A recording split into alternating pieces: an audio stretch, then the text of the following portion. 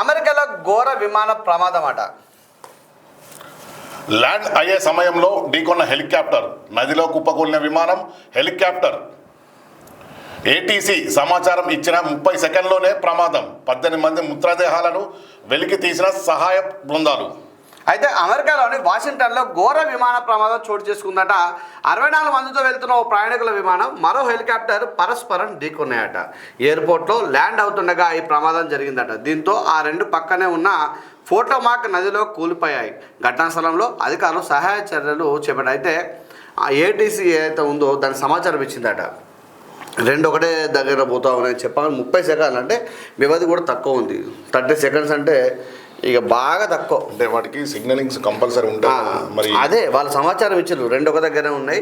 పరస్పరం ఢీకొని 30 సెకండ్ల లోపల జరిగింది. 30 సెకండ్ల వాళ్ళు ఎట్లా డైవర్ట్ చేసుకుంటారు. అందుకే తాకడ పరస్పరం ఢీకొని